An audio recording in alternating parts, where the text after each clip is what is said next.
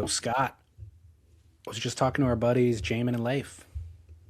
Oh yeah, I love it. NVS fins. I put my remember those boardroom show twin fins they gave us last year at the boardroom show. They made these custom deluxe, those white ones. Yep.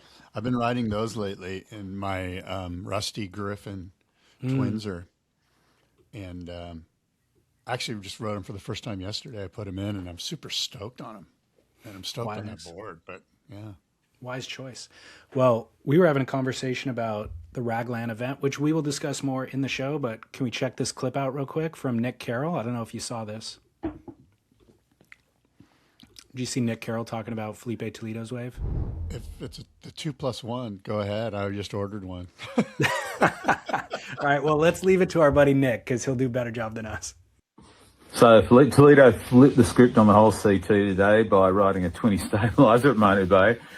Let's just have a look at it and see if we can see what the differences really are here.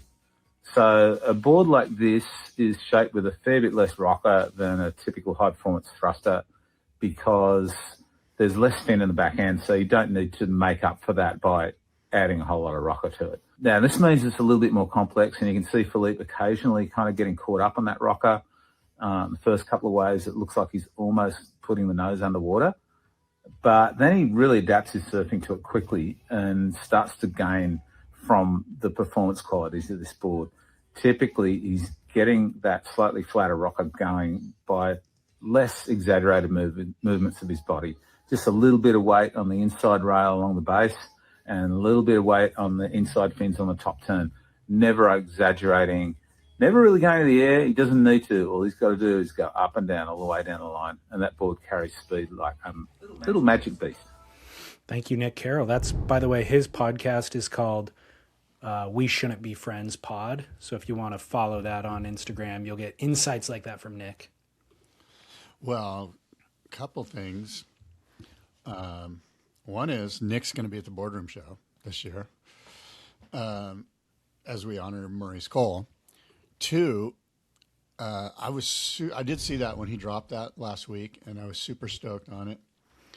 And three, I just ordered a new 2+1, and I'll have my NVS 2+1 twins in that, probably the Rusty twins in that board.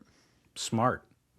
Well, yeah, I was asking them about this conversation that Nick was having, and they said they've actually got, you can build your own kind of combination, but they have 42 different twin fin sets. And this is some of them. Pull up a photo if you're on YouTube right now. 42 different twin fin sets on surfnvs.com, and then a bunch of different of the stabilizers as well, which I could show you a picture of. So you can kind of build your best combination that suits you or what you're interested in. But among the twins, you know, there are the traditional stuff, and then you got the C drives, you got the Shane Horan ones. So a wide range of different templates. And for anybody curious to know what the difference is when you're riding the twin plus stabilizer, the long and the short of it is you kind of get a hybrid of feelings between the twin and a thruster. So you have the speed and fluidity associated with twins, but then a little bit more control than you would normally have with a twin. Control, predictability that are generally attributed towards a thruster. So the best of both worlds. Yeah, look, there's so much I was looking at there. I love those Taylor Knox fins. Of course, you and I love the C drives. Oh, these are the little stabilizers? Yeah, these are all the stabilizer options. Wow. So there's even a Taylor Knox arc stabilizer. There's the C drive stabilizer. I know you love Vaughan Soul. I mean, all of those look fascinating to try, you know. Everything from the guitar pick kind of nub to more traditional styles. So Yeah. I mean, it's one of those things where you really just kind of need to pop some fins in and figure it out. A lot of it obviously depends on what size side fins you're using. How big are those side fins going to be? Are they the large ones, the medium ones? C drives feels like you might just need a guitar pick with C drives. I don't know. yeah. Well, good news. Go check it out. Surfnvs.com, and even just message the boys, Jamie and Yes. Leif, and they will tell you. Tell them what you're riding, where you're riding it, what type of board it is, and they will guide you into the best combo. That is the key right Yeah. there. Yeah. Let totally. those guys tell you what's up. Totally. So surfnvs.com, Naked Viking Surf on Instagram. And then also, while we're at it, Real Water Sports is doing a little pre-sale for Memorial Day. So the Memorial Day sale is on right now. And we know, we've talked about their sales before. They're kind of ridiculous. $200 off Channel Islands, happy every day. You can get brand new surfboards for under $500. I'm going to buy one of those right now. Yeah, Lost Party platters, $200 off as well. So these are steep discounts. Those happy everyday boards are unreal. I took one to Indo a couple of years ago and I was stoked. Yeah, I've got the 2 happy, which I love. And then also the Real Water Sports offers this thing where if you buy a surfboard, they'll give you 15% off surfboard accessories and actually wetsuits too. So fins, traction, leashes, board bags, whatever you order with the board, you get 15% off and it automatically shows up in your cart. So that's a smoking deal too. Wow, $200 off the happy every day. That's amazing. By the way, shout out right now to Trip Foreman. A direct shout out from Maurice Cole. He said, Scott, tell Trip he's got to be at the Boardroom show this year, no matter what. That's directly from Maurice. He said, make sure you roust Trip Foreman for me. So there you go, Trip. Book your ticket. Can't say no to Maurice. All right, well, everybody, realwatersports.com, Memorial Day sale going on now. Go get it. As we see some movement at the takeoff zone, it's Kelly Slater grabbing rail. Yeah, guy, David. It's Spit. It's the Spit podcast. Scott Bass, David Lee Scales, talking all things surf, and got quite a show for you here. We've got, of course, Stab in the Dark, dropped their episode 4. We've got the WSL event in New Zealand. I've got a Who Said That. David, good morning to you. Stab high. What? Stab high in wave pool. No? I mean, I saw some clips from Stab High. It's just so, I think DHD said it best. People love rail surfing. Everybody. In fact, I think he said everybody loves rail surfing. Well, that he was not saying that in reference to the wave pool event. He was saying that in regard to his marquee athletes surfing. But his marquee athlete is doing rail surfing that everybody loves. Well, I'm going to try to sell you on Stab High at some point in this show. But before we do, you said a few minutes ago, Nick Carroll is coming out to the Boardroom show. Is it because he's buddies with Maurice, or is he coming to do a talk?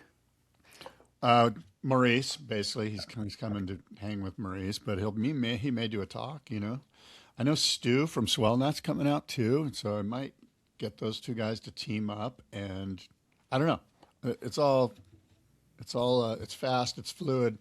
I don't know what's going on, but I know Nick's showing up, and I know Stu's showing up. And man, the list of shapers is insane. Check out this list.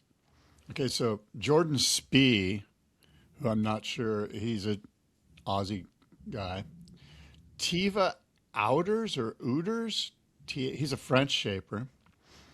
And he comes from Tieva comes from a long lineage of expert surfboard builders. And then Chris Christensen, Dan Mann, the defending champion, Matt Calvani, the champion from the East Coast Shape Off, Matt Biolas from Lost, Timmy Patterson, a former icon of foam, and am I missing one more? I feel like I am. Yeah, you are. Okay, here, I'm going to give it to you. Well, it's a mixed bag of kind of former icons, well-established names, and then some new names too. Yeah, here we go. Oh, Ryan Birch. So Jordan Spee, Tieva Outers, Ryan Birch, Chris Christensen, Matt Biolas, Timmy Patterson, Matt Calvani, and Dan Mann. That's a pretty all-star lineup of guys that are honoring Maurice Cole this year at the Boardroom show in October. We're pretty excited about it. And they were all selected by Maurice, other than Matt Calvani, who's the winner, or Matt Calvani and Dan Mann, who are winners of previous events. Right. Those are the two defending champions. So those guys show. Yeah. So Well, pretty, what are pretty the dates incredible. and what are the dates? Where is it? How do people get there? Oh, October 10th and 11th. It's at the Del Mar Fairgrounds in Southern California. And, more will be revealed. I had a nice long discussion with Maurice on the phone the other day, and he nailed the shapers, so I'm stoked. I already have my hotels booked. I will be there. Nice. Cannot wait, actually. Yes, it's going to be good. Very good. Awesome, man. Well, where do we begin? I feel like who said I've that? got a who said that if you want to get stumped. It's a I don't know if great way. listeners even like this segment. Listeners love the segment. Oh, do they? Okay, well, here we go.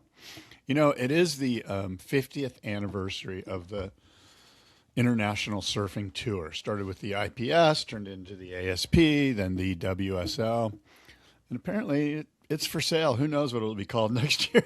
But anyway, so in that vein, 50th anniversary, who said that, David? And this is where I quote a famous surfer. And David, you try to guess who said that. And I quote, "For the last 2 years I was in school, I didn't take a single note. I'd turn up once a fortnight or something. In fourth year, the year of the school certificate, I did 4 surf trips to Queensland, 3 to Victoria, and 1 to Cactus. Fifth year was the same. And at the end, they told me I hadn't gone enough to sit for the exams. So I started fifth year again the next year. Then I chucked it in completely." Who said that, David? Was it A, Peter Townend, B, Mark Warren, C, Shane Horan, or D, Bruce Raymond? I don't know. Bruce Raymond, maybe? Yeah, that's right. You got it right. Bruce Raymond. And that's interesting to me because he went on to be basically the CEO of Quicksilver, at least in Australia. Yeah. He ran the whole deal, Bruce Raymond did, and just chucked in his schooling. Yeah, I was. Which I was speaks. I'm sorry, go ahead. Well, I was confused, or I was uncertain with the first 3. Like, it could be, I guess, maybe. But when you said Bruce, that just sounded like his personality, the way that was written. Yeah, and it sort of speaks to the way the surf industry ran back in the 80s and 90s, which was like, your bros became the CEO, Not, by the way, not that Bruce isn't, he's very intelligent and a super smart business guy. And he waded through it all. I would hire Bruce Raymond to run anything. I've seen the guy in action. He's legit. But it's just kind of funny how it was very incestuous, and I probably still is on some level, Less so now, for sure. But I definitely think you cannot overstate the importance of having, salt in the building, basically. Like having real surf experience when you're building a company from tiny in the surf world. The surf world was tiny, and having product and an ethos that reflects the culture. There's no way to replace a Bruce Raymond, basically. You cannot do it with any level of schooling. And it's funny because when I think of like super successful, what I see as like authentic, legitimate brands right now, and I think of them and I think of who's leading them, and I say to myself, that guy's got it all. He's got the salt, and he's got the intelligence and the know-how to run it. And Well, like think of like Patagonia, Yeah. or Florence is a great example. Pat O'Connell, guy knows how to do it. Paul Naudet. Paul, yeah. What's another one? Well, It's being run by that makes sense. It's being run by a surfer. I don't mean to overlook others, but those are the first ones that jump out at my mind too. And the other thing is, it's not just the CEO, Paul Naudet at the top, or Pat O'Connell. It's a bunch of other people in the management positions who also cut from the same cloth, basically. The Hurley brothers or Vinny Della Pena over at Visla. Like, the team itself is all cut from that same cloth with that same surf background. So I think that says a lot too. And that's, an attribute to the people at top who are making those decisions to put those people in charge.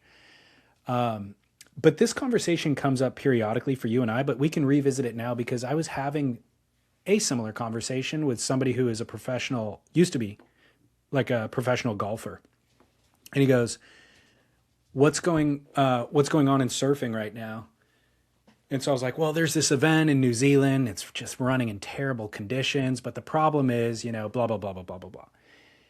And I go, the tours basically run at this point by, there's not enough salt in the building kind of a thing.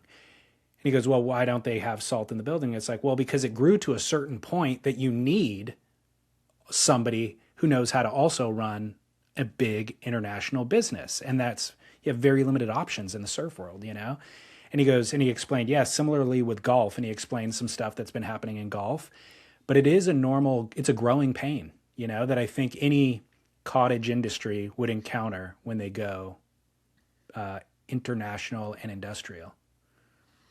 Yeah, it's interesting. I think of who might be. By the way, I think Ryan Crosby's doing a great job. I'm not here to beat up on. He's having a rough year of swell forecast. That's out of his hands, That's why he's got to put it back in his. Might trim the field so that we can. He's got to put that back. I'm sure that's in his craw. He probably hears it from us every time we talk about him. Yeah, I think he's well aware. Like, look, he didn't know what he didn't know, but he did make good decisions in the interest of kind of the core community, adjusting the structure of the tour this year. But now that he's kind of actually experiencing what the, cracks in the system are, I think he's probably pretty motivated to figure out how to put those things back in his own control. It sort of reminds me a little bit of Kennedy JFK, when he had all those generals in his ear going, we need to bomb Russia, like he's got, because Ryan's got salt in the building. I think Graham Stoltenberg's still there. And I know Dave Prodan's there. And in some ways, those are Ryan's, and I can't speak for their positions. I don't know Graham's position or Dave Prodan's position on trimming the field to maximize swell, which we know that the waves are the stars. But if in fact those guys are going, look, we've been here a long time, you just simply can't trim the field, because they're looking out for the surfer's best interest, which is to have a fat field of guys.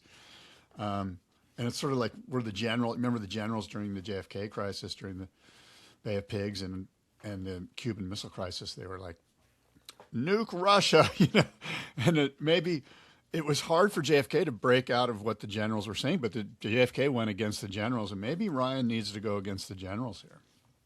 Could be. I also think about dude, I just pulled a friggin' JFK analogy.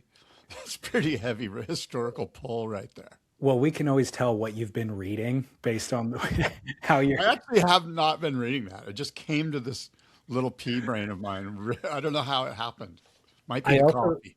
I also think about, let's say you do come from a surfing background and you love and care about surfing, but you've gone out and you've gotten an MBA from an Ivy League school. You're kind of at the level of you're being interested.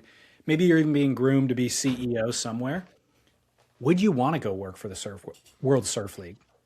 I think you would. I think if you're like a Ryan Crosby type, you see it as like, hey, what a great thing on your resume to run, a league, like a sports league, because it's the next step to maybe running the tennis or whatever. You know what I mean? Like, it's not a bad move at all.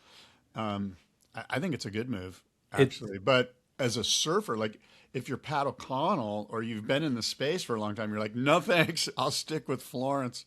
You know what I mean? Something that's a little bit more in your own control. Yeah. Yeah. Well, anyways, where do we go from here? Do we talk about?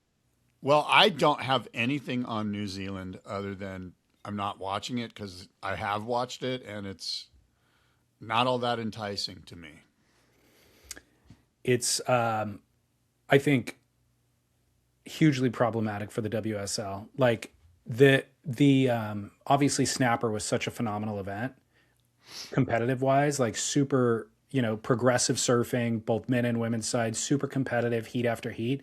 To kind of transition into this, where it is such a low hum and bore, they're just shedding interest in their core community, and I don't know how they would garner any interest from any new audience in this type of an event. And I gave it some grief last week in my chat with Chaz, and I saw YouTube comments being like, "Oh, you're being too hard on it," and I'm like, "You guys are tripping." Like, if you go back, even if you watch the highlight stuff, Gabriel Medina's best wave or whatever, any QS event that ran out there, QS surfers can surf to that level on that style of wave. Like, what you should be demanding as a fan of surfing is that the best surfers going full throttle on the edge, pushing the limits of themselves in crazy surf. They're the only ones in the world who could do it. Jack Robinson at Cloudbreak, Gabriel Medina at Chopu, whatever. Like, they're the only, there's like a very small percentage at the very top end who can do that. What's going on at Raglan? There are thousands of surfers on the planet that can surf to that level. Again, run a QS out there, run an NSSA out there, and they can pretty much surf to the level that Gabriel Medina can push it to, because the waves only allow so much progression. So that's my rant for the day. I know I've done it often and I don't need to go on more than that, but ask for more, fellow listener, fellow fan. Yeah, I mean, I agree. And we do beat this horse pretty hard. And bottom line is, the waves are the stars. Go find the waves. If they can do it and stab in the dark. That's my thing, is like, I just, while you were talking, I just went to look at the surf forecasts around the world. You can see low pressure systems. You can find out where the waves are going to be. You got to get to them. And that should be the number one overriding umbrella. Get the surfers to good waves. And if that means trimming the surfers, whatever it means, I don't know, like, figure it out, but get them into good surf. It's not that hard. We have one solution that we've harped on over and over, but you're right. There's probably other solutions as well. But this has just gone on way too long to be in this position. And again, doesn't matter to me, because there was another phenomenal event this weekend that I was able to watch. So as a fan, there's other things for me to watch. What I'm saying is, WSL, it matters for you. I'm not saying do this for me. I'm saying do this for you, because you're parked for a month, basically, between setup and teardown in New Zealand, spending a ton of money for an event that nobody's going to watch. And your surfers should be elsewhere, progressing their ability level and their talent. Now, I mean, there's massive surf coming into the entire Indonesian wave chain, which is shocking. We don't have enough back-to-back massive killer swells. So now, Scott, I know you also don't have anything prepared for Stab High because you did not watch, but I watched some of it. Okay, I watched some highlights, but I didn't tune in. So let me, for all of the. It feels like, okay. Go ahead. You go. Let me bring you up to speed real quick, because there's a demarcation line that you should be aware of. Yes, sir. Yes, sir. And that is, the demarcation line is, two events were running simultaneously: Stab High in a wave pool, and then the WSL event, and Stab pulled focus from a CT event. Like, that was the demarcation line, and that was something that I don't know that we've ever seen happen before. Stab's doing a lot of various things all the time. They're generating content all the time, so this isn't their bread and butter. The WSL's bread and butter, the only thing that they really do is run these events. And while they're running an event, a media company pulled focus.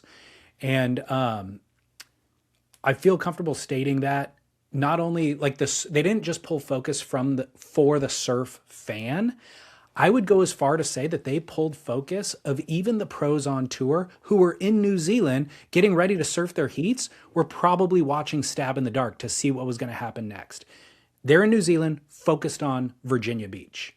And so I think that is kind of an important demarcation line in surfing, and for Stab as a media company is there at that level now. Yeah, I mean, I think that's really good insight. That the fact that there's surfers in New Zealand that are watching Stab High and talking about it and not focused on their situation, because there isn't a situation, that's pretty powerful. And by the way, I'm not here to poo-poo on Stab High. I'm just saying I didn't watch it. I'm a fan. I saw Hughie Vaughan do those moves. It was insane. I just preferred the boiled down version rather than the long watch. I'm going to pull those airs up since you mentioned them. And, oh, you know what? Maybe I didn't even Cue them up. Let's see. I mean, there was some discussion about those errors, and that's kind of what you're talking about. There was discussion. Like, I watched it. Here we go.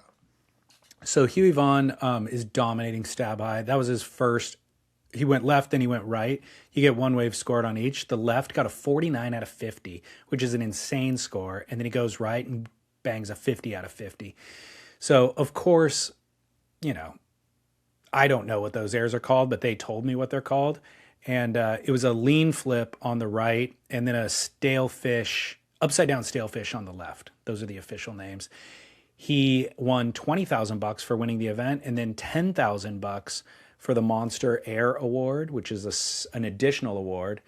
And so $30,000 total for Hughie Vaughan. Well, he has established himself as a young man who has a career and will have a career for a long time as long as these things continue. And frankly, I think the next thing that we want to see is Hughie Vaughan in some ramps that allow him to get even higher. And that's going to probably require ocean surfing. That's true. So you may not remember this, but our introduction to Hughie Vaughan was in Stab High that ran at Lakey Peak out in the ocean. He was 15 years old at that time. He won that. I mean, he dominated that in that kids division. Not kids division. I forget what they call it. God, why can't I think what they call it? I'll figure it out in a second. Yeah. Anyways, he's only 19 now. So he was already sponsored by the time he made it to that Lakey Peak event, but he's well established and super high priority focus for Quicksilver at this time. He did a Young Guns trip this year that's going to be out in a film later this year.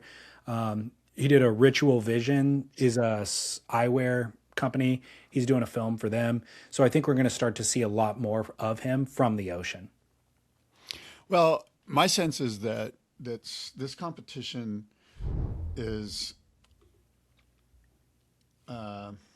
it's unrelatable to some of us. And I'm going to raise my hand and I'm going to be the old guy in the room and just go, you know what, I was thinking, I was actually surfing yesterday and I was thinking about Stab High. And I was thinking to myself, there's no way I can ever do that. There's no way I'm going to do that. And this, again, I acknowledge like this sounds like an old guy in the room, which it is. But what I can do is, attempt to do deep gouging rail turns, either off the top, off the bottom, out on the wave face, wherever. And that's something that I can relate to. And that's something that every surfer that can relate to. And I was thinking, it's kind of like, do I want to be in the snowboard park or the skateboard park? Or do I want to be racing down the hill doing huge carves, off of Chairlift 21 and just doing massive turns, and I'd rather be doing massive turns. And again, it speaks to, where I am in life and all that. I'm sure if I was 19, I guess what I'm saying is that I think everyone wants to do massive turns and only a certain amount of people can do what Hughie Vaughan's doing. I'm not saying I wouldn't love to do that. I would love to do that, but I just know I can't. And I think there's obviously there's a majority of people. And I mean, I can't even try. Like, I'm okay with a 19-year-old kid or a 15-year-old kid right now going out and trying. And I'm okay with elevating the sport through this. I think there is absolute validity in what's happening here. I'm just saying my own personal relatability is limited. And so because of that, I'm not poo-pooing it. I'm just saying, like, I feel like it's a pretty slim, I know that the youth is into it. The Zeeks of the world, they're just frothing on this stuff. And I know my son is into it, and I get it. And I'm not into it. I'm just saying it's hard for me to relate to it. I mean, I love watching it and going, holy mackerel, that was incredible, but it's not Ethan Ewing. Well, no. And I told you last week, my must-see moment was Torrin Martin's new film, Southern Edge. And that's relatable to me. That's like, travel log. So I love the idea of the travel log, and the style of surfing is aspirational if you're delusional enough to think that you could surf like Torrin. But it is more aspirational than I agree with the flips that they're doing in the pool, but I have to take note of what they're doing in a pool. Yeah. And for me, what reigned supreme, and I did not watch all day. I tuned in and out of it. I will say when I did tune in, the commentary was fantastic. The commentary team was amazing, and the way they kept it going, like they're constantly like they're shifting out to the Damien Farrenfort interviewing fans in the crowd. Everybody in the booth was super interesting and knowledgeable. So very, very entertaining commentary to keep me engaged. But I had other things that I had to do that day, so I was tuning in and out. But what reigned supreme for me in terms of the airs that won, and it reigned supreme for the judging as well, is something that you would call butteriness, the butter factor. And it was basically how clean somebody could whip through a turn or an air and land it. And Hughie exemplified it with those two moves that we showed. It was unbelievably clean. And I think that relates to style. So when there's no, hitch in the rotation, when there's no landing and trying to get back up, it's just one fluid motion. That's the level that we're at now with aerial surfing and even with wave pool surfing, which I don't feel like we saw before, that I think will translate back to the ocean that will accommodate you and your interests. I mean, can Hughie Vaughan do it any better? It seems like we've maxed out. Like, what's next for Hughie Vaughan? How does he beat 50 out of 50? Because that was incredibly stylish. That was as smooth as butter. Like, there wasn't a flaw. So I agree with you. I can't imagine it any better, but I've said that in the past, and then somebody comes along and does it. But to your point, Hughie is doing the most technical trick and the most inverted trick. So it used to be that there was like Chippa Wilson doing these tech airs, and then there's, I don't know, who's a great example of somebody who's just doing these like lofty, Miola doing a straight air or something. Yeah, or Josh Kerr doing this lofty full rotation air, that I would argue there's that style and the technical thing you have to take note of, and it's cool, but it's not my Like a thing. shove it mixed into a big turn, a big flip or something. Yeah. Totally. And not to say that Chippa didn't have style, because he always did, but they were two different types of tricks.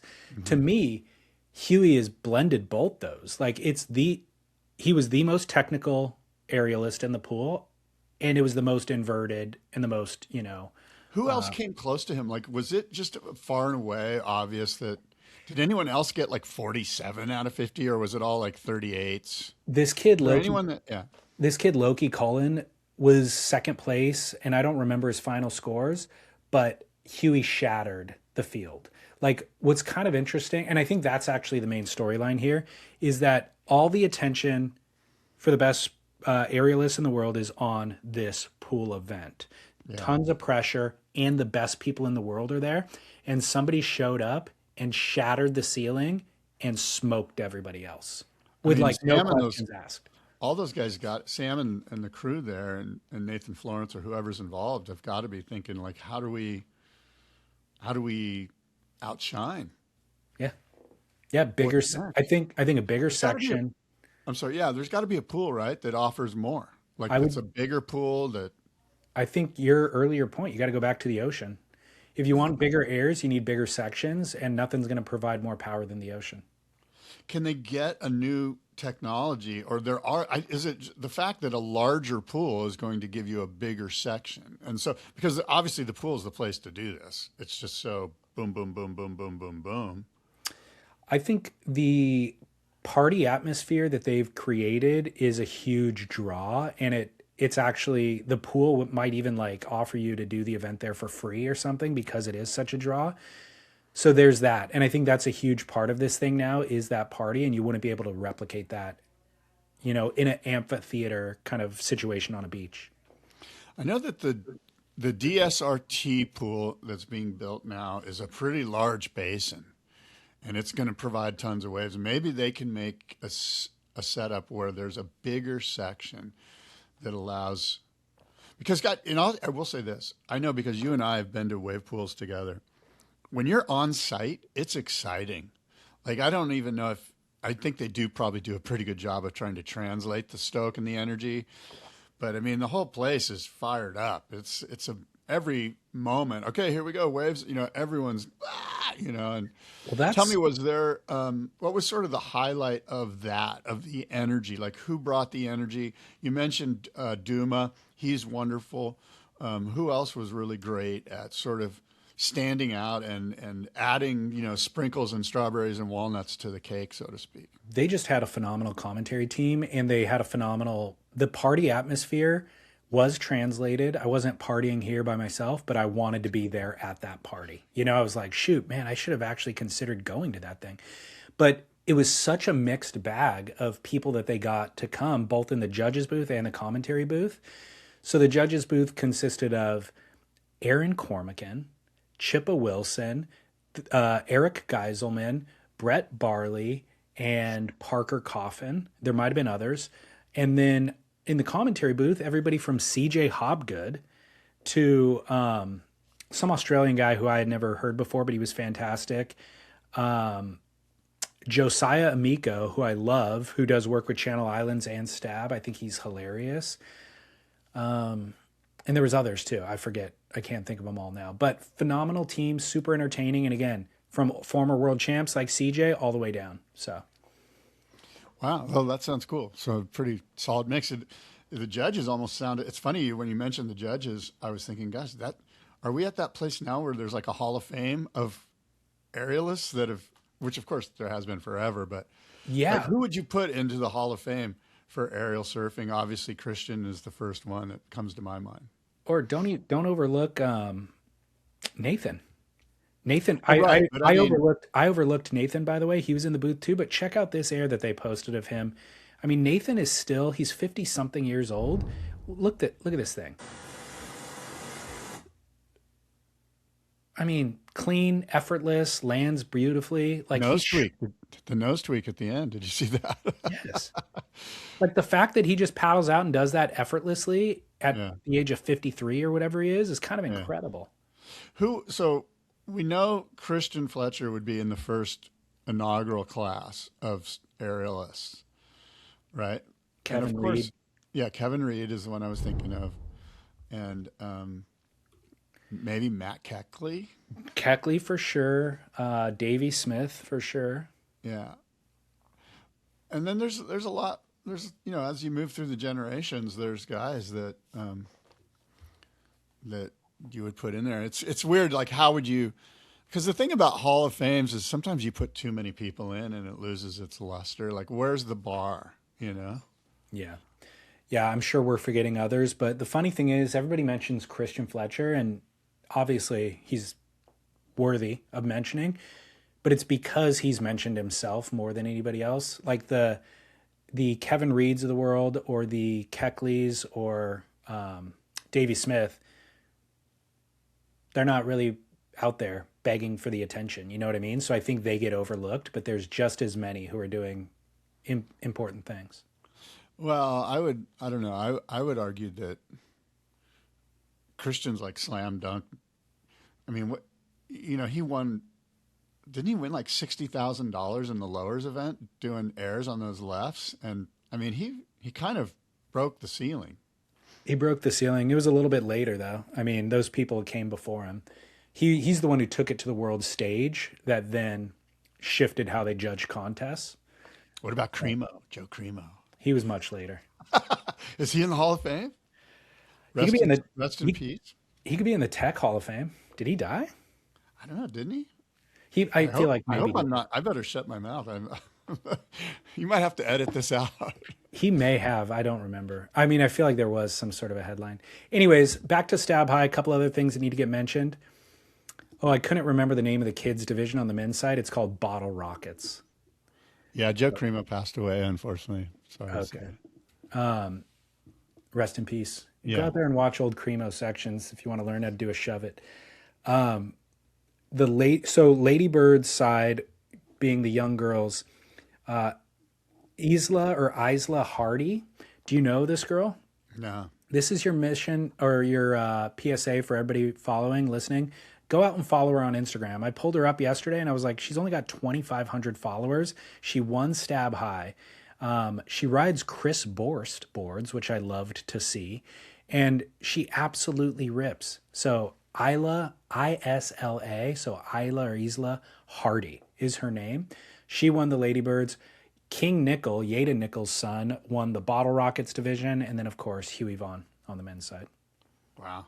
Bottle Rockets. All right. Well, look, it's out there to check out. Everybody, if you haven't, go see what Hughie Vaughan's doing because it, like I said, it's like, where do they go next? It's kind of incredible. Ocean. The ocean. Okay. Fair enough. Abandon. I mean, look, as great as the pool party is, I'm sure it's okay to abandon the pool party in favor of progressing aerial surfing. Yeah. Yeah.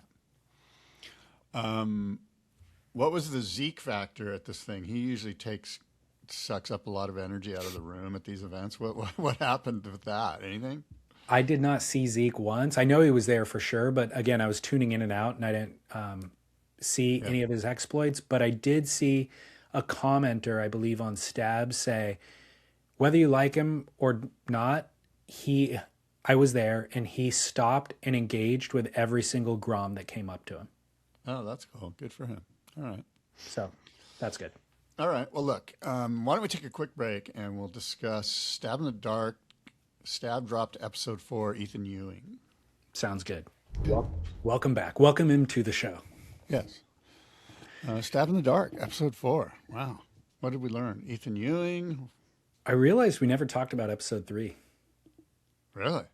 You kind of did. You kind of did. I did before you had watched it, and then we didn't revisit it the following week, which was probably last week, but it's okay. We don't need to. Episode 4 is here.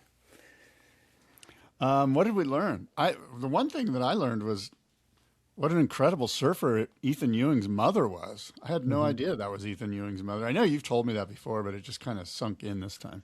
Well, look, the only reason I knew it was because when he won the Bells event a few years back, they talked about his mom having won, I want to say it was 50 years ago at the time. Yes. No, well, she beat like Pam Burridge or somebody like that, one of those like late 80s, early 90s. Yeah, she won the event, and I want to say it was a major anniversary that he ended up winning on. So I knew about her from that, but that's all that I knew.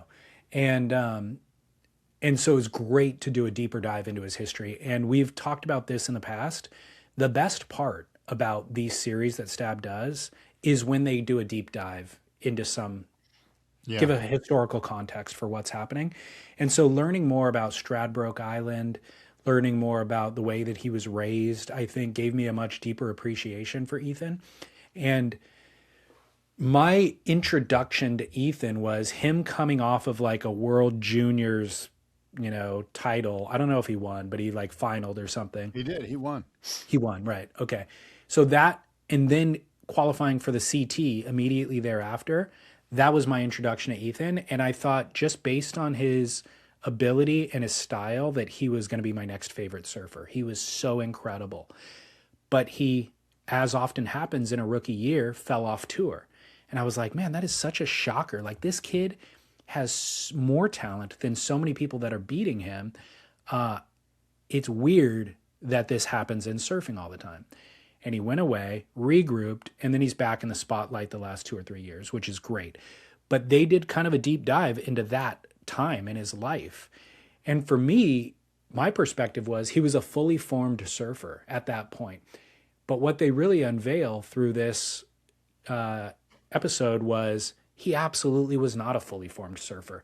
He was from a small town who had somehow developed a world-class ability, but did not certainly have the confidence in himself and didn't even know how to travel the world. He had never been to Bell's Beach before. He had never been to, I think he said, never been to Tahiti before.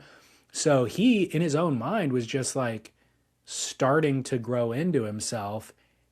And yet he's centered in the world stage, traveling the world, very uncomfortable. Yeah, it's amazing. In some ways, that was probably the best thing ever for him. When you think of these proteges that are, starting out at age 8 and they're just groomed to be professional surfers. We've talked about this in the past, that sometimes that creates either burnout or too much too soon from a material standpoint, lack of drive because, well, the burnout. And so there's something about guys that start their career, and it doesn't, not even just in surfing, I think in all of professional sports, there's a certain timing that's perfect, And I do believe, and this speaks to you, David, too, that people with children should let their kids do all sorts of sports. The idea of like pigeonholing your kid into like water polo or whatever when you're 8 years old is just let them. You should demand, and I've actually heard from some high school coaches that they demand that their athletes play more than one sport. You know, if you play baseball, don't just focus on baseball. Play football or whatever, you know, whatever it is. And I just think I sense that with Ethan, you know, where he started, it was all perfectly timed for where he is now. Yeah, and it's hard though when you're going through it, if you're having losses or you're feeling malaise, it's hard to see the bigger picture, and it's easy to let that erode your self-esteem and your confidence, you know? And I think he could probably clearly say with hindsight that it was totally okay to go through that learning curve and those losses because, you know, you build from it. Yeah, for sure. But I agree with what you're saying, that multidisciplinary things actually, that experience actually props up your surf experience and your surf life. And if you are exclusively surfing and you're surfing 8 hours a day, you don't really get that much better at it. Like the returns are much, much more minuscule. Whereas if you take some time off, I think John's a great example. You go sailing, you explore your photography, you come back, you're more well-informed, and then you have these exponential growth experiences. And even in training, like when you're in the gym, most, I think, like smart advice from trainers is like, don't just lift weights like all the time. Go in there one day, lift weights, the next day do cardio, and the next day do balance stuff with weights. Like just mix it up because it's just going to help the overall. Yeah. And I think those other inputs just make you a more interesting surfer too. Like Totally agree.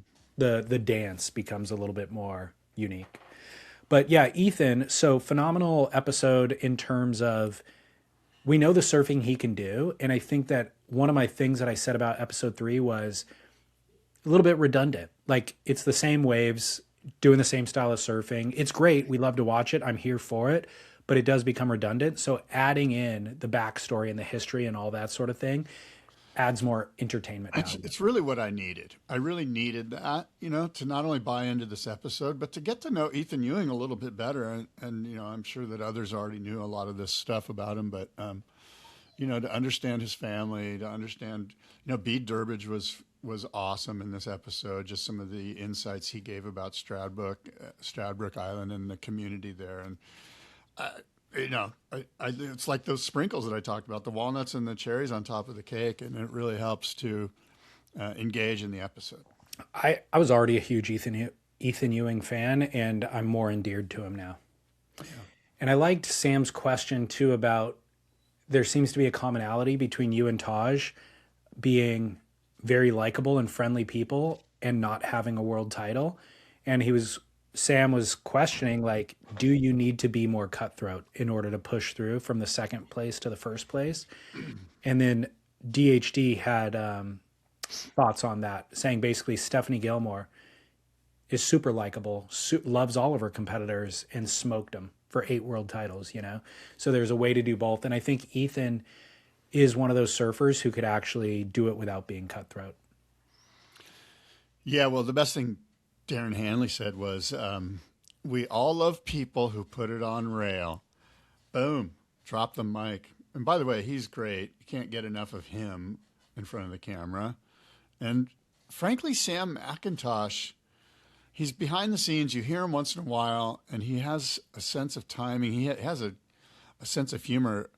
I think it must be genetically engineered in Australians, but they have this really sort of biting, deprecating humor, and they know when to drop it. And Sam McIntosh has that. And frankly, you know, a little bit more Sam, I don't think would be a problem. I enjoy listening to him behind the camera, sort of trying to set up the interviewee with, you know.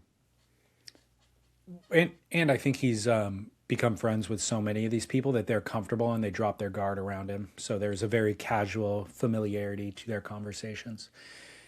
What'd you think of the surfing? What'd you think of the boards? Well, the surfing was obviously top notch. He tried 5 boards in this episode: the Borst, the Mayhem, the Sharp Eye, the Hayden Shapes, and the Dan Man. The Borst, to me, looked great. The Mayhem, Matt made a board which is basically Griffin Colapinto's sort of groveler board for wave pools and for crappie Huntington, and it looked a little loosey-goosey and a little bit, it looked great up and down. It looked a little chattery out on the rail. The Sharp Eye, according to Ethan, he said it lifted out of the water a little bit too much. It was a little uneasy, rocking rail to rail a little bit too quickly. And for the good waves that they were surfing, according to Ethan, it didn't really settle into the water the way he had hoped. And then the Hayden Shapes looked really spicy off the top. And the Dan Mann just looked incredible to me. And so those are the two boards that moved on to the final, the Hayden Shapes and the Dan Mann. And I thought that made sense. They were only going to pick one of these four boards. And this came from that maybe pile, you know, the boards that he originally had surfed and were said, well, I'm not going to throw it away, but I'm not going to move it straight to the final. And so these five were from that maybe pile. And two of them moved on to the final, which is the Hayden Shapes and the Dan Mann. And made sense to me. Cool.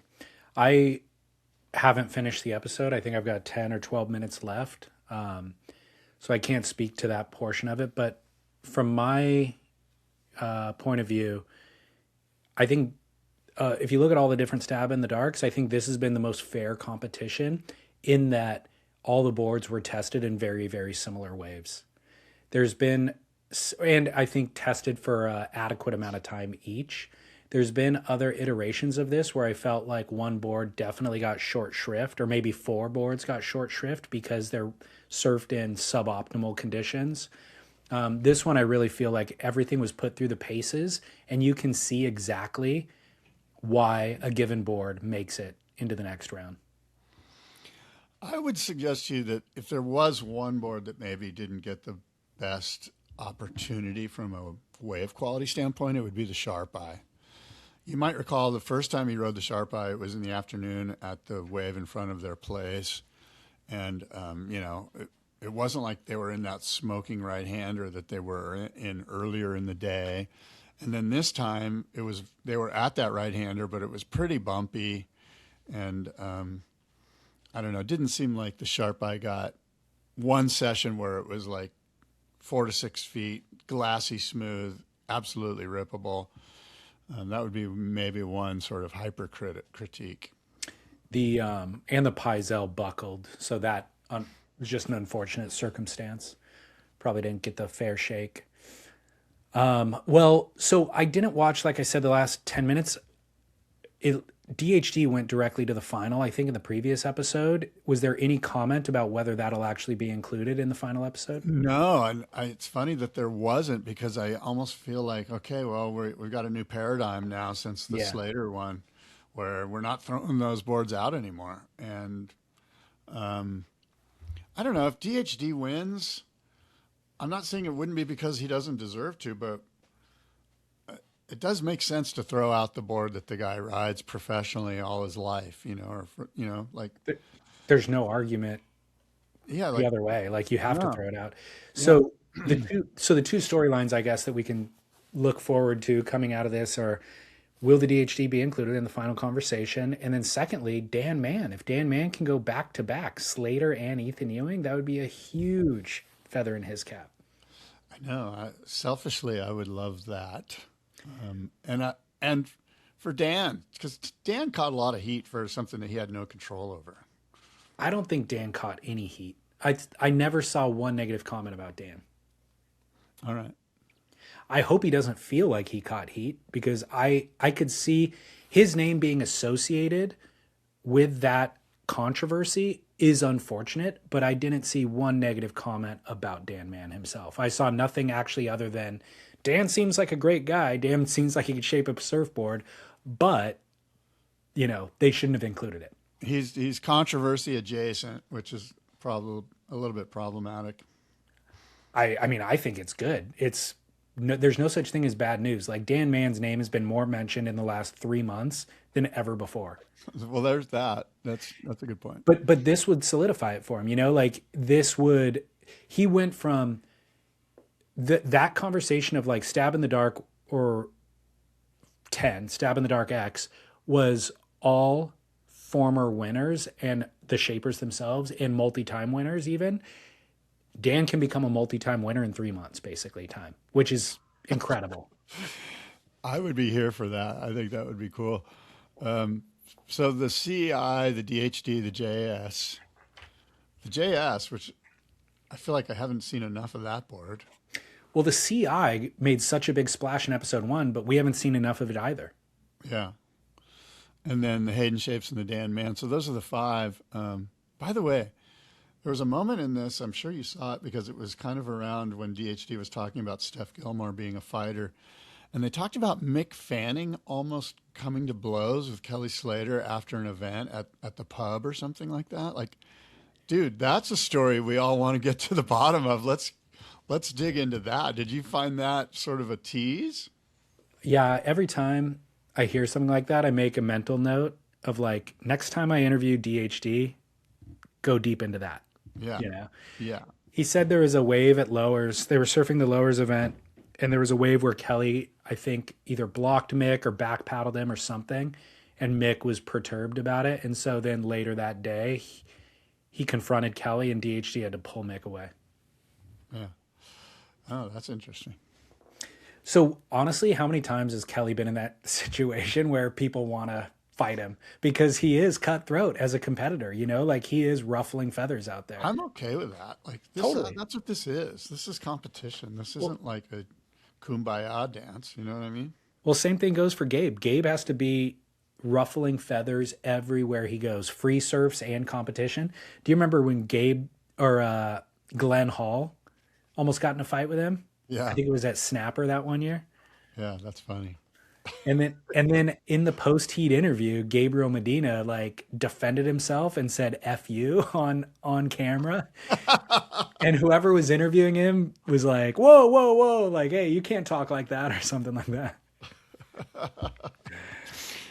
Oh, the good old days. Remember, who's the ginger guy that punched Andy? That was Mick Campbell. Mick Campbell. That was so great. Yeah. I remember I was working at Surfer Magazine at the time, and we made a little. Did you remember that video we made of like, we turned it into like one of those Japanese movies where they're like, "Hey, you, punch, punch." I do remember that. I didn't realize you guys made that. Oh yeah, That's funny. I know that clip. If I wish we still had that clip, it would be hilarious to revisit. Because at the time we kind of broke the internet with it. It was so well done. It's got to be on YouTube. I don't know. We'll have to see. Everything's on YouTube. Anyways, great job, Stab Magazine. We appreciate it. And also congratulations on Stab High, another successful event there too. So I know. Gosh, it's funny. I was thinking during our break, we're talking a lot about Stab on the show, and it's because, first of all, they deserve it. They're putting out great stuff. But there's like, I was like, well, why aren't we talking about Surfer Magazine? Or why aren't we talking about the content that Surfline's putting out? Or, well, Surfline, they're not putting out content. Surfer Magazine. That's my point. Surfer Magazine is writing articles, and they're documenting things as they happen, you know, news-wise. But Surfline isn't generating any content anymore, and they don't have an editorial team, so they're just a forecasting site at this point. And that was my point earlier about a demarcation line, is that Stab Magazine is a media company, but now they're a live events company. And so they've slow rolled into that space, but this was the first time where they pulled focus, as far as I can remember the first time, away from a major CT event. So you have this media company now going toe-to-toe in a different space. They're, as you mentioned, multidisciplinary at this point. Well, I was sitting here as you were talking, and you're right that Stab is multidisciplinary, but do you ever read Stu Nettle stuff on Swellnet? It's pretty good. He's a really good writer. Historically, I have, and I've been a big fan, but I have not been to the site in a long time. Well, I just started getting their emails, so I've been reading some of it. It's good stuff. He's very talented. Well, I've got Duke of the Week, which we don't always do. And then I Yeah, also have a must-see moment presented by Treeswax. please lay it on me. You know what? Before we do, I need to mention there's only one room left at Chicama. If anybody wants to come to Chicama with Luke Cederman, the Raglan Surf Report, and myself, we're going to be hosting the trip. I want to say it's August 22nd. There's only one room left. We rented out the whole resort, and there's one room left. And that one room, it could accommodate 3 people, 2 people, or a single. You can book it however you want. So if you have a couple of buddies that you want to bring or want to come, you can have the room to your as a group. Or if you're a single, doesn't want to bunk up with anybody, you can have the room to yourself. So go through, you can email me, surfsplendor@gmail.com, or chris@waterwaystravel.com, or just go directly to waterwaystravel.com and reach out to them through that. And I guarantee it will sell out. And the fact that Luke Cederman is coming is just, we're going to have a blast. Like, the waves are going to be fun, but we're going to have a blast with him. Let me check real quick. August 22nd through the 29th. It's a 7-night stay, Saturday to Saturday, at the Chicama Boutique Resort. Of course, Chicama being one of the longest lefts in the world and super consistent, especially that time of year. We're going to just score. Unreal. Have fun with David and Luke and the Chicama left-hander in that wonderful hotel where they just totally take care of you. This is a bucket list trip that you got to pull the trigger on. It's incredible. Yeah, we were there last year. Scott and I, we had such a good time. And the resort being right there, looking at the wave, and the food in the restaurant, it was just like too easy. Yeah. Sauna, jacuzzis, the whole 9, massages. Anyways, my Duke of the Week, Mickey Munoz, was honored at Waterman's Plaza in Dana Point. They unveiled a statue, a bronze statue of him in his Quasimodo stance. And I cannot think of a better person to honor there. I know. Mickey's a wonderful human being, just the sweetest guy and an absolute surfing icon and legend. And I'm going to surf today, and I'm going to do a Quasimodo. I'm going to do my best version of it, which won't be that great. But in Mickey's, we should all do Quasimodos today, if we can. Okay. We like to come up with rankings on this show. Yeah. The Hall of Fame of aerialists, the Mount Rushmore of whatever. Yeah. And you think of any surf maneuver that had less staying power than the Quasimodo pose. Like, But the best name. So like, it is so well branded and indelible in our minds, and yet not a single surfer other than him ever tried to do it after that point. like Paul Strauss Cheater 5 I was thinking that. went on to have huge impact in the surf world. But it's the Quasimodo name. Like, help me out with the name. What names are better?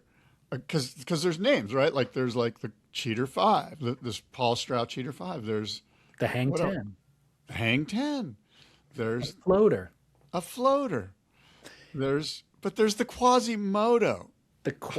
But again, so indelible. Like, when you think of a floater, maybe you think of Andy Irons' backside one at Massive Huntington that one year. Maybe you think of, Shea Lopez at backdoor busting his knee. Who's the guy that created Floatergate in Brazil? The goofy foot. Adriano de Souza. No, it wasn't a goofy foot. Who's the goofy foot that was on tour forever? It was the big smile. It was Adriano de Souza's backside floater versus Owen Wright's air reverse. Okay, that's what it was. Floatergate.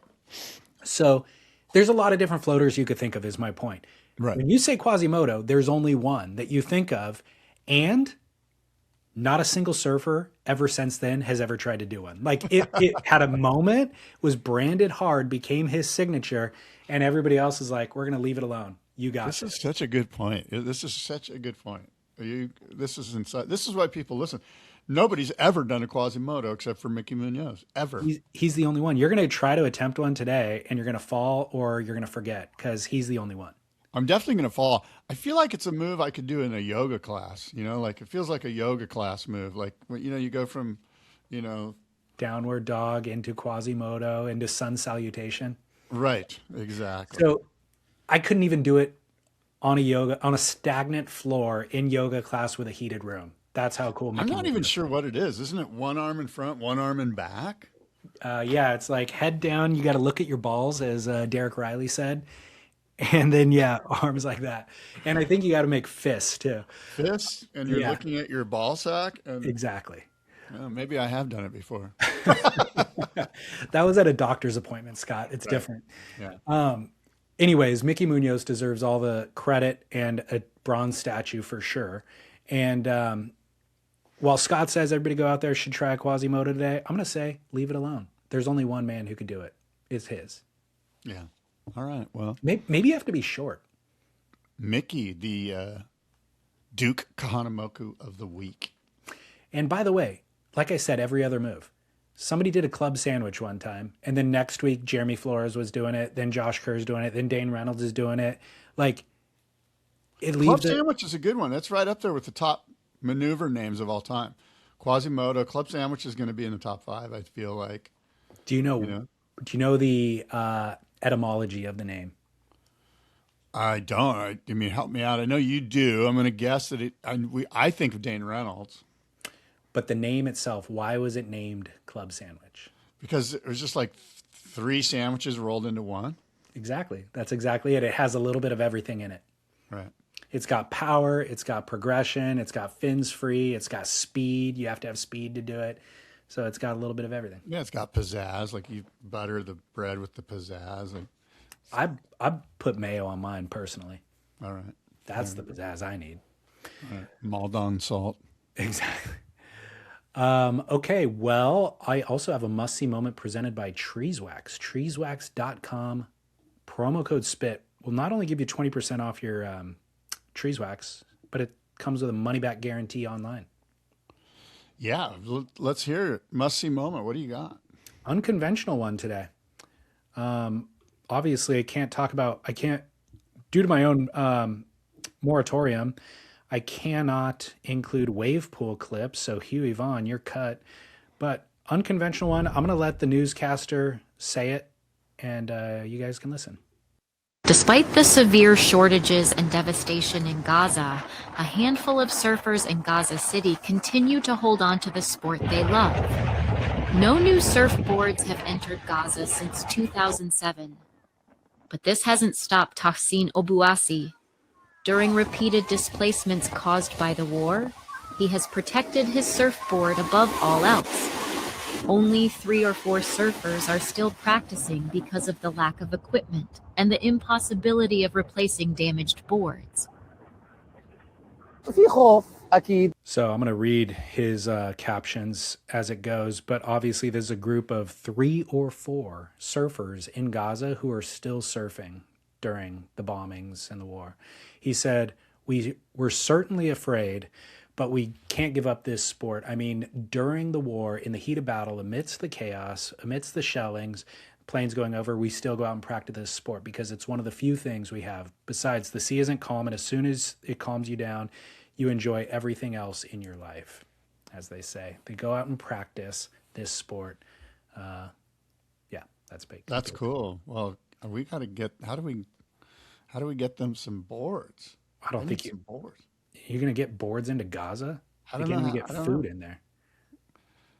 That's bullshit. Can't we airdrop some boards? That would be so cool. We could airdrop some surfboards into let these kids go surfing. I will let you work on that one while I'm publishing this episode later today. Yeah. You can start working on your export mission. Okay. I like the idea. Look, I would love to send surfboards that way, but like they stated, no new equipment. So, Yeah. very difficult. But these guys are surfing good, by the way. Like they're making kind of incredible sections. The waves look pretty do it. Like there's a lot of juice, a lot of lumpy wagons. There's some chunky moments. Lumpy wagons. So imagine the commitment, by the way. To go surfing while people are being bombed, you don't know when you come back if your mom or your daughter or your sister is going to be there. Like it is crazy to think about the level of commitment. But I think that also highlights the inherent and natural benefits of the act itself. I think that's what he was alluding to, is that it's refuge. Like it seems like it's chaos, or like this is maybe a superficial thing, wasteful thing to go spend my time doing. There's more important things to do, but it could be the opposite. It could be that it's the only restoration. And I feel like Dorian Paskowitz delivered some boards one time, some surf equipment. There was a big kind of like a news situation where Dorian was going between Israel into Gaza with surf equipment, but I could be wrong. I feel like he was trying to be an ambassador of. Yeah. I feel like I've seen that. I remember that as well. And I will say, to the point of refuge, I personally feel like surfing's been a cheat code in life. Like, it's certainly a cheat code for fitness and health, but stress management as well. It's a cheat code to feeling peace, to having fun, to understanding art to a certain degree, like, as I've gotten older, especially, I see people, adults, struggling to find happiness or meaning or peace. And I'm always like, man, what would I do if I didn't have surfing that kept me grounded and centered? It's a thing that I think about when I wake up. I'm kind of constantly searching for my moments of when I can go get it. And it's how I identify. And then once you actually do the act itself, it gives you back all of these virtues that we're talking about. And I was like, if I didn't have this as a grown adult, as like a way to blow off steam or pressure or feel these things, I would be in search mode all the time. I'd be going to yoga class, and then I'd be trying Pilates. I'd be at the gym trying to figure it out. You know what I mean? Like, it is a cheat code all in one. And so I feel a lot of gratitude for having had it from a relatively young age. Yeah, well put. I totally agree with you. We were so lucky to. And it's that thing that you speak about that is so engaged, like it's overwhelming. It like takes over your life. You know what I mean? Because and it's not bad. It's not a bad thing. It's just, it takes over your life because, again, it's that inherent with virtue. Like, the return that you get from it is so enriching and fulfilling that it's like, well, I can't not do it, And I think that's what that clip reminded me of. When you hear those guys talk about it and committing to it in the atrocities of war, that's exactly why they're doing it. Yeah, it's interesting. Like, as soon as surfing isn't a virtuous thing, then I've got it wrong. Like, as soon as I'm not, being honest or being hopeful or being faithful or courageous or having integrity, open-mindedness, willingness, spirituality, humility. As soon as I'm not demonstrating those acts in my surfing, that's when obviously selfishness has taken over, and it turns into surfers are the worst instead of surfers are the best. Stick to it. Commit to the cause. Yes, exactly. Also, while we're on causes, just a reminder, Surfrider Foundation, surfrider.org. Become a member. The ocean needs more friends, and you can go grab some merch too. The merch is incredible. Well, look, we've said a lot, David. Lots been discussed. You and I have talked back and forth. Until next time, adios and aloha.